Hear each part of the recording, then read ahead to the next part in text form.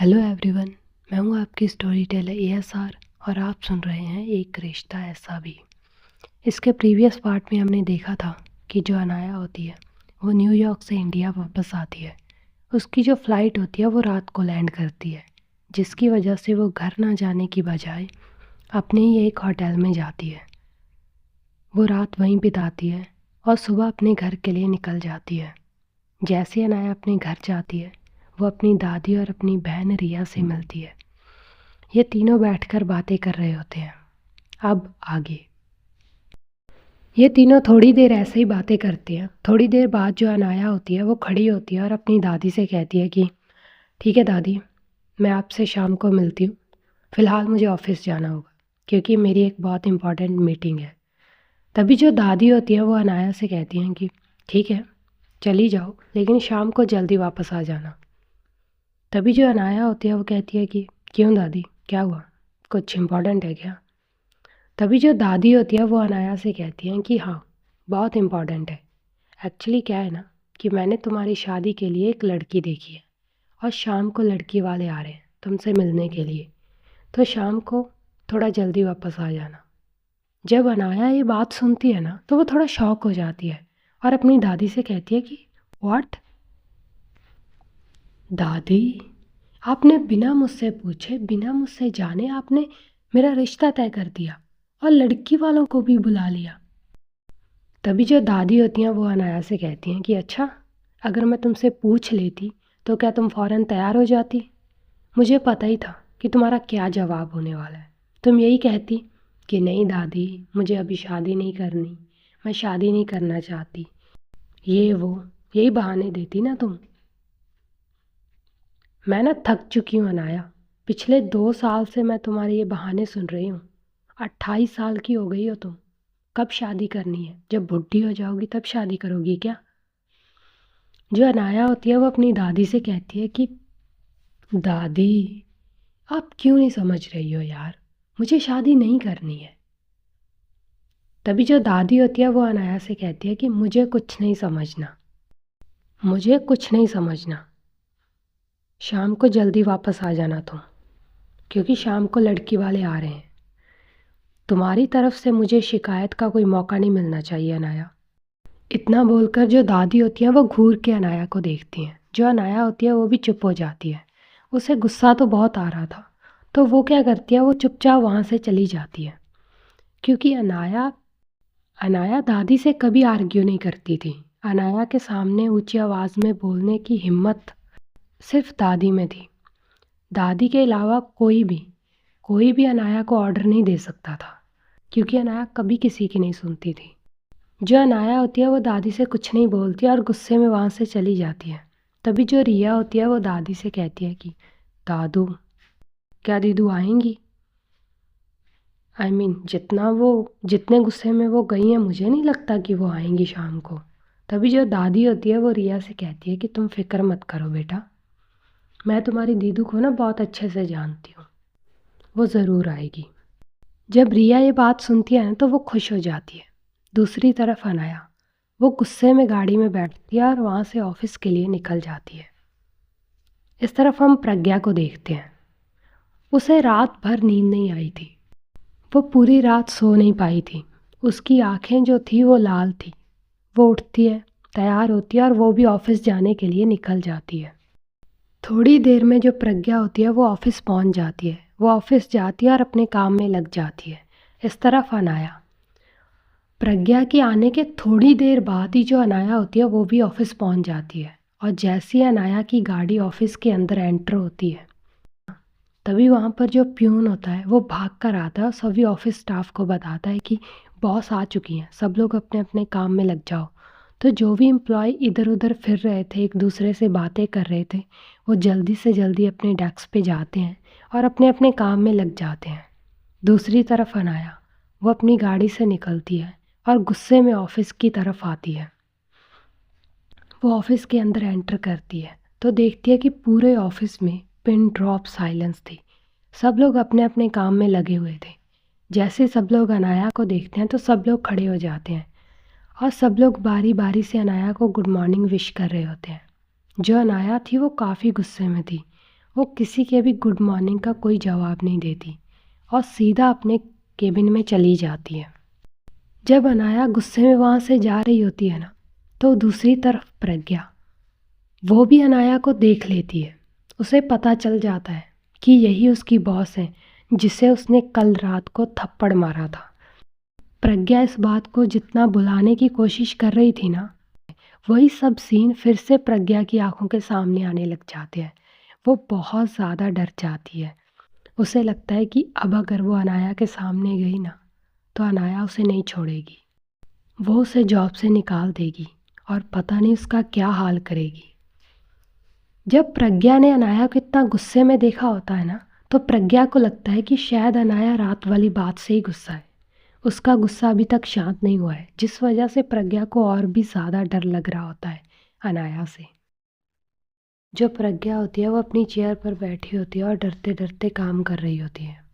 जो प्रज्ञा होती है वो अपने मन में ही डिसाइड करती है कि चाहे कुछ भी हो जाए वो अनाया के सामने नहीं जाएगी, क्योंकि अगर वो अनाया के सामने गई तो अनाया उसे नहीं छोड़ेगी।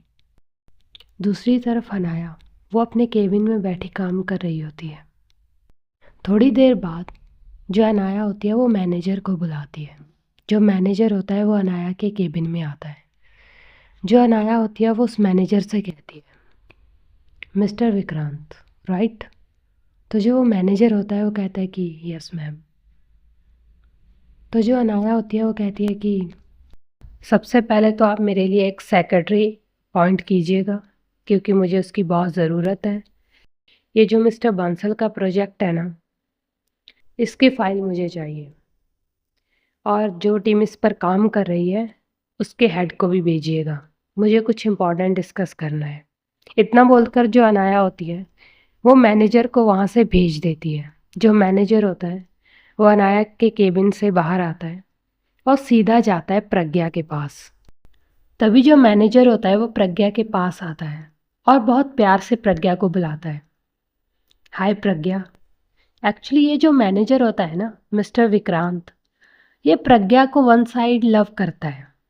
विक्रांत प्रज्ञा को पसंद करता है और ये बात ऑफिस में सब लोगों को पता है।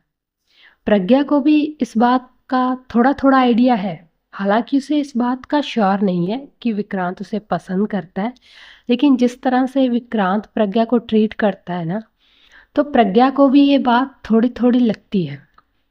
तो प्रज्ञा को भी इस बात पर थोड़ा डाउट है कि शायद विक्रांत उसमें इंटरेस्टेड है, क्योंकि जिस तरह से विक्रांत प्रज्ञा को ट्रीट करता है। लेकिन प्रज्ञा को विक्रांत में कोई इंटरेस्ट नहीं है। इसीलिए जो प्रज्ञा होती है ना, वो विक्रांत के साथ हमेशा फॉर्मली रहती है, ज़्यादा इन्वॉल्व नहीं होती वो विक्रांत के साथ, क्योंकि वो नहीं चाहती कि ऑफिस में जितने भी लोग हैं उन लोगों को कोई टॉपिक मिल जाए उसके बारे में डिस्कस करने के लिए। तो इसीलिए वो विक्रांत के साथ हमेशा फॉर्मली रहती है। इसकी एक वजह ये भी है कि प्रज्ञा के पास इन चीज़ों के लिए वक्त ही नहीं है। उसका पूरा फोकस अपने पापा के इलाज पर और अपने काम पर है। वो प्यार व्यार के चक्कर में पड़कर डिस्ट्रैक्ट नहीं होना चाहती। वो इन सब चीज़ों से हमेशा दूर रहती है। इसीलिए आज तक उसका कभी कोई बॉयफ्रेंड या फिर कभी कोई गर्लफ्रेंड नहीं रही। उसका कभी किसी के साथ कोई रिलेशनशिप नहीं रहा। जो विक्रांत होता है वो प्रज्ञा के पास आता है और प्रज्ञा से कहता है कि प्रज्ञा, मिस्टर बांसल वाला जो प्रोजेक्ट है ना, उसकी फ़ाइल बॉस ने मंगवाई है, तो आप जाइए वो फ़ाइल लेकर बॉस के केबिन में। जो प्रज्ञा होती है वो विक्रांत से कहती है, सर वो आप चले जाइए ना, ये लीजिए फ़ाइल। इतना बोलकर जो प्रज्ञा होती है ना, वो एक फ़ाइल उठाती है और विक्रांत को देती है। जो विक्रांत होता है वो प्रज्ञा से कहता है कि नहीं, आपको ही जाना होगा प्रज्ञा, क्योंकि बॉस को इस प्रोजेक्ट के बारे में आपसे कुछ डिस्कस करना है। मैं तो सिर्फ आपको बताने आया था कि आपको ये फ़ाइल लेकर बॉस के केबिन में जाना है, तो आप जाइए, बॉस आपका वेट कर रही हैं। इतना बोलकर जो विक्रांत होता है वो वहाँ से चला जाता है। दूसरी तरफ प्रज्ञा, प्रज्ञा के चेहरे की हवाइयाँ उड़ जाती हैं, क्योंकि अब उसे अनाया के सामने जाना था, और अगर वो अनाया के सामने गई तो अनाया तो उसे पहचान जाएगी। उसे अनाया के गुस्से से बहुत ज़्यादा डर लग रहा था कि अब पता नहीं अनाया उसका क्या हाल करेगी। लेकिन अब अनाया उसकी बॉस थी, तो उसके सामने तो प्रज्ञा को जाना ही था। तो वो क्या करती है, वो फाइल उठाती है और अनाया के केबिन के बाहर जाकर नॉक करती है। जो प्रज्ञा होती है ना, जब वो अनाया के केबिन के बाहर खड़ी होती है, तो वो वहाँ पर खड़े खड़े ही पूरे 33 करोड़ देवी देवताओं को याद कर चुकी होती है और सबसे कह रही होती है, भगवान जी प्लीज़ आज आज मुझे बचा लेना, क्योंकि अंदर जो राक्षस बैठा है ना, जब मुझे वो देखेगा ना तो मुझे कच्चा खा जाएगा। प्लीज़ आज प्लीज़ आज का दिन मुझे बचा लेना। मैं ऐसा करूँगी, मैं जाती अनाया मैम से माफ़ी मांग लूँगी कल रात के लिए। इतना बोलकर जो प्रज्ञा होती है ना, वो बहुत ही क्यूटली जो होती है ना, भगवान से प्रे कर रही होती है कि भगवान अनाया के गुस्से से उसे बचा ले। इस तरफ जो अनाया होती है, वो अपने लैपटॉप पर अपना काम कर रही होती है। अनाया का पूरा ध्यान अपने लैपटॉप पर था। वो अपने केबिन में काम कर रही होती है। तभी वो कहती है, कम इन। इतना बोलकर जो प्रज्ञा होती है वो अंदर आती है और अनाया के सामने आकर खड़ी हो जाती है। तभी वो फाइल आगे करती है और कहती है कि ये लीजिए मैम, आपने जो फाइल मंगवाई थी। अनाया का ध्यान अभी भी अपने लैपटॉप पर था। वो प्रज्ञा के हाथ से वो फाइल लेती है और उस फाइल को पढ़ने लग जाती है। जो अनाया होती है वो थोड़ी देर उस फाइल को पढ़ती है और जैसे ही कुछ बोलने के लिए वो सामने की तरफ देखती है, तो अनाया का ध्यान जाता है प्रज्ञा पर। और जैसी अनाया प्रज्ञा को वहाँ पे देखती है ना, तो उसे बहुत गुस्सा आता है। एक तो पहले ही सुबह से उसका मूड ख़राब होता है और दूसरा वो प्रज्ञा को वहाँ पे देख लेती है तो उसका और भी ज़्यादा मूड ख़राब हो जाता है। जो अनाया होती है वो एकदम से अपनी चेयर से खड़ी होती है और कहती है कि तुम यहाँ पे क्या कर रही हो? हाँ, मैंने तुमसे कहा था ना कि मेरी आंखों के सामने गलती से भी मत आना। अगर तुम मेरी आंखों के सामने आई तो मैं तुम्हें छोड़ूंगी नहीं। तो तुम यहाँ पे कर क्या रही हो? हाँ। जो अनाया होती है वो गुस्से में प्रज्ञा की ओर बढ़ रही होती है और गुस्से में उसे सुनाई जा रही होती है। और जो हमारी प्यारी सी प्रज्ञा होती है ना, वो जैसी अनाया को इतना गुस्से में देखती है ना, वो तो बेचारी डर जाती है। उसे समझ नहीं आ रहा होता कि वो क्या कहे, क्या बोले अनाया से। वो चुपचाप खामोश वहाँ पे खड़ी होती है। वो बहुत ज़्यादा डर चुकी होती है अनाया के गुस्से से। लेकिन जो अनाया होती है वो तो गुस्से में प्रज्ञा की ओर बढ़ रही होती है। तभी जो अनाया होती है उसका ध्यान जाता है प्रज्ञा के गले में पड़े हुए आई कार्ड पर। वो जो अनाया होती है वो प्रज्ञा के पास आती है और उस आई कार्ड को पकड़ती है और उसे देखने लग जाती है। जब अनाया उस आई कार्ड को देखती है ना, तो पहली बार यहाँ पे अनाया को प्रज्ञा का नाम पता चलता है। जो अनाया होती है वो कहती है कि मिस प्रज्ञा, राइट? यही नाम है ना तुम्हारा? तो तुम मेरी ही कंपनी में काम करती हो। इंटरेस्टिंग। अब मज़ा आएगा। तुमने मुझे थप्पड़ मारा था ना, द अनाया कपूर को।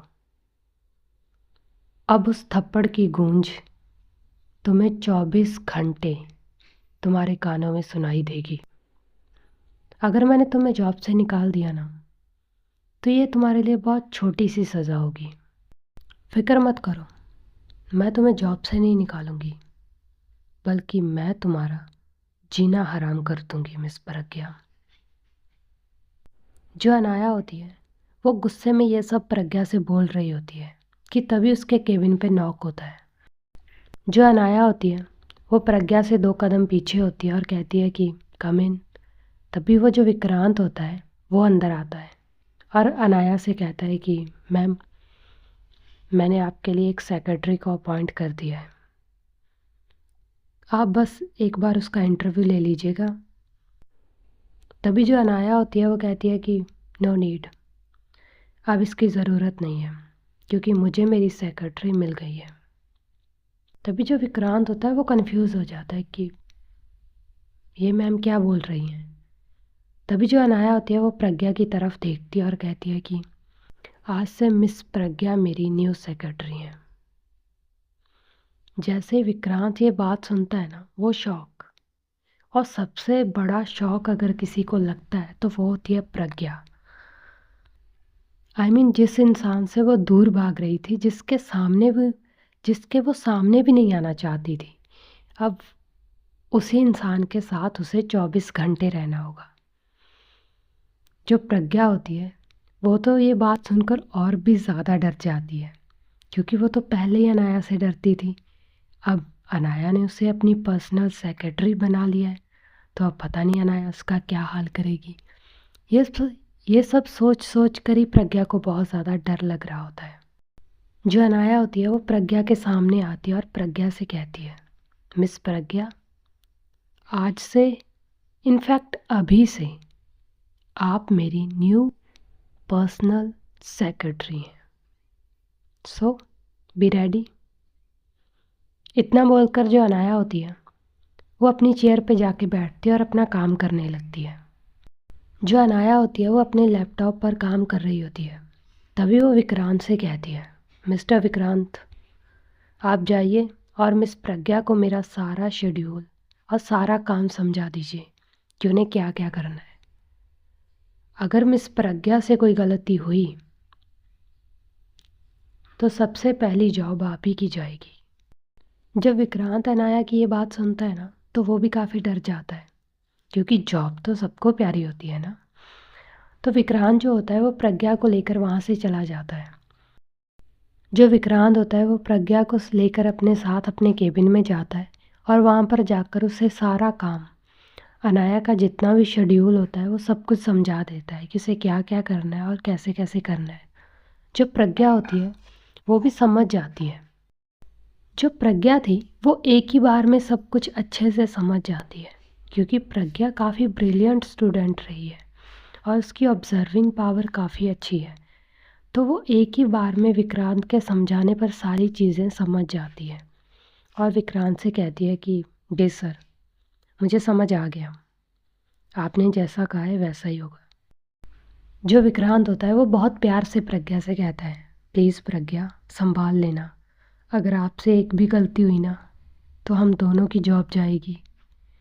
जो प्रज्ञा होती है वो एक स्माइल करती है और कहती है कि आप फिक्र मत कीजिए सर, मैं आपकी जॉब नहीं जाने दूंगी। तभी जो विक्रांत होता है वो स्माइल करता है, और जो प्रज्ञा होती है वो भी वहाँ से चली जाती है। प्रज्ञा तो वहाँ से चली जाती है।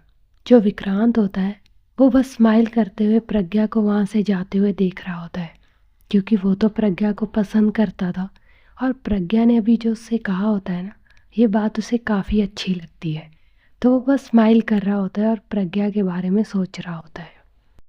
ऐसे ये जो दिन होता है वो बीत रहा होता है, ऑफिस टाइम ओवर हो जाता है, सबकी छुट्टी हो जाती है।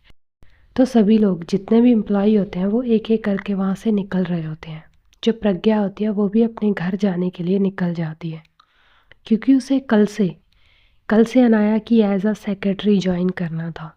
तो आज वो अपने टाइम से घर जा सकती थी, तो इसीलिए वो भी अपने घर जाने के लिए निकल जाती है। अब ऑफिस में सिर्फ अनाया बची होती है, जो कि अभी तक काम कर रही होती है।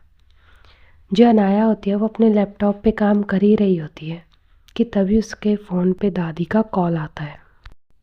अनाया का ध्यान अपने फ़ोन पे जाता है, तो वो देखती है कि उसके फ़ोन पे दादी का कॉल आ रहा है। वो कॉल उठाती है तो सामने से दादी की आवाज़ आती है, और जो दादी होती हैं वो अनाया से घर आने के लिए कहती हैं। जो अनाया होती है वो समझ जाती है कि दादी उसे क्यों बुला रही हैं, क्योंकि दादी ने सुबह ही अनाया को बता दिया था कि शाम को लड़की वाले आ रहे हैं, सो उसे जल्दी घर आना है। जो अनाया होती है उसका घर जाने का मन तो नहीं था, लेकिन अब दादी ने बुलाया है तो उसे जाना पड़ता है। अनाया शादी नहीं करना चाहती थी, क्योंकि उसके डैड ने उसकी मॉम के साथ जो किया था ना, उसके बाद से अनाया का शादी पर से यकीन उठ गया था। अनाया का यही मानना था कि जिसे छोड़ना होता है वो 7 फेरे लेकर भी छोड़ जाते हैं, और जिनको निभाना होता है वो बिना 7 फेरों के भी ज़िंदगी भर साथ निभाते हैं। इसीलिए अनाया को ये शादी वादी में कोई इंटरेस्ट नहीं था, लेकिन अब दादी ने कहा है तो उसे जाना पड़ता है। वो जल्दी जल्दी से अपना सारा काम बाइंड अप करती है, अपना लैपटॉप और अपना ऑफिस बैग उठाती है और घर जाने के लिए निकल जाती है। सो गाइस, आज की स्टोरी यहीं तक। अब हम आपसे मिलेंगे अगले एपिसोड में, और बीच में 1-2 दिन का गैप आ रहा है, उसके लिए अगेन सॉरी। बस ये दिवाली का फेस्टिवल निकल जाए, उसके बाद स्टोरी कंटिन्यू होगी, बिकॉज़ अभी मैं थोड़ा बिज़ी हूँ। सो अगर आपको स्टोरी पसंद आ रही है तो लाइक कर दीजिए, शेयर कर दीजिए और चैनल को सब्सक्राइब कर दीजिए। हम आपसे मिलते हैं अगले पार्ट में, और आगे क्या होगा ये जानने के लिए सुनते रहिए एक रिश्ता ऐसा भी।